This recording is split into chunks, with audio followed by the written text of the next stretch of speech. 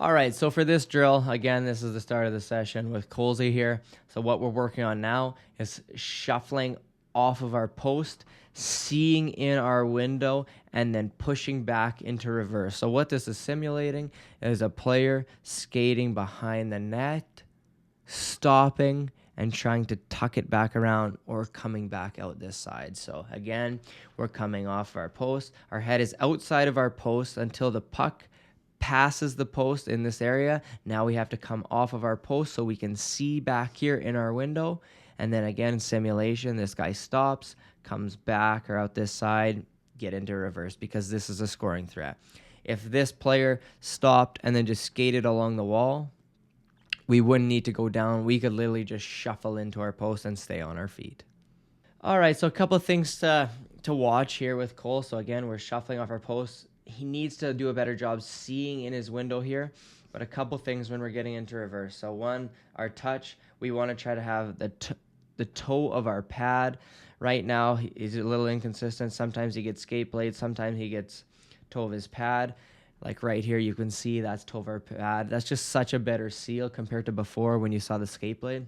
Some goalies like getting their skate blade, and that's fine. You're comparing apples to oranges really at that point, but if you can have 5 minutes in your practice or anything, and you can practice getting in and out of your in and out of your post, please try and get the toe of your pad. It's a way better seal.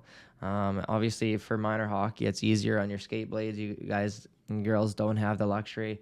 Some of you do because your parents have sharpeners at home now, but it's not like junior hockey where you can get your skates buzzed every single day.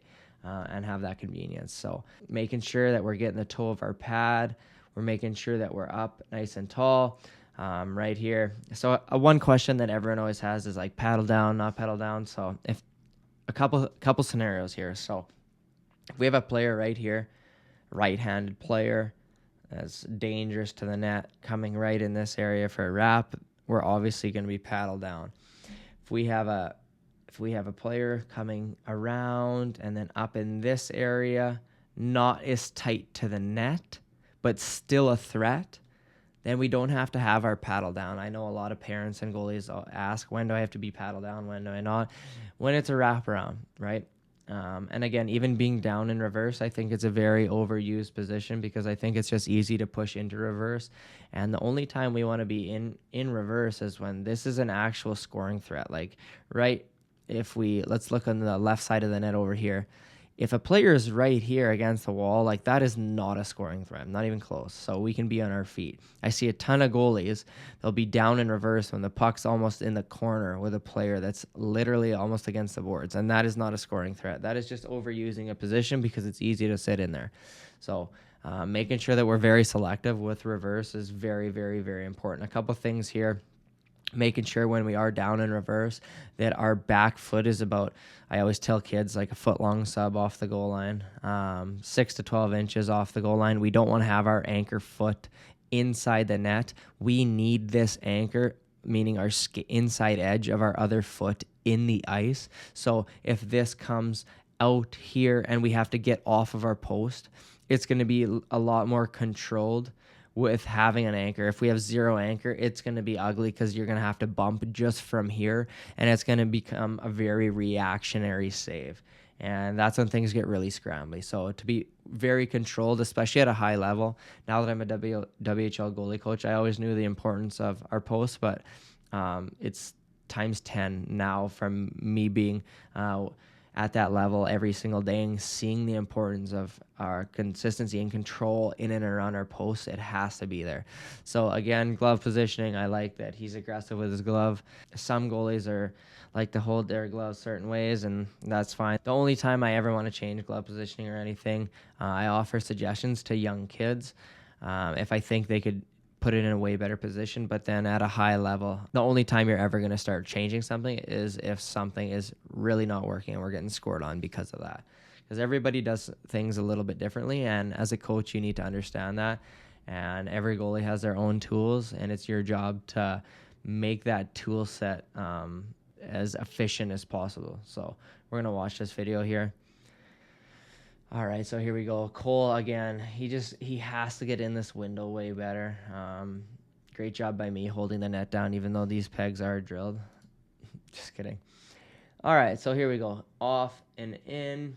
Okay, he does a pretty good job. Off, eyes back here. That was kind of a fake it till you make it. We really got to get our eye. Oh, that was brutal. His eyes have to get back here. Other than that, his touches are pretty consistent. The glove side is a lot harder for some goalies compared to the blocker, because your blocker, you can kind of wrap your stick around the post and pull yourself in there. So the glove side is way harder. Let's watch this first touch again. This is absolute dog crap, but that's all right. 2 in a row, not good. Making sure, again, that we're getting our eyes back here. That was a little bit better. Just making sure. And then some people ask, like, let's break this down here. Where does my stick need to go on this side? And so right now, I don't really like this, how it is. I would rather have his blade turned over so his backhand is here so he can stop passes. The one thing about that, though, that you really have to be careful is if this pass goes out here, like kind of out of our reach, like we can't chase it with our stick. And again, this is fine right now. It's only when, again, we think that this player could pass a puck where we could turn it over. Like, it doesn't need to be sitting like that all the time. It is what it is, just having the awareness. But again, just making sure, if, let's say this pass goes through this crease up here, we're not starting to reach with our upper body just to try to knock it away with our stick. Our stick can just be in this area, not reaching, just sitting there as a blocker, because again, if we chase this pass and it ends up getting past us, we're screwed, because our weight is now coming this way as we need to be going across the crease, so it's going to be very ugly. But other than that, I think Colsey does a pretty good job. His post touches have came a long way over the last couple of years, especially as he got this new Bauer gear. I think these pads just give kids a way better chance to get the toe of the pad in there. So this is our window into reverse drill. All right, again, if you like watching me break down videos, watching this beautiful face breakdown videos, just kidding.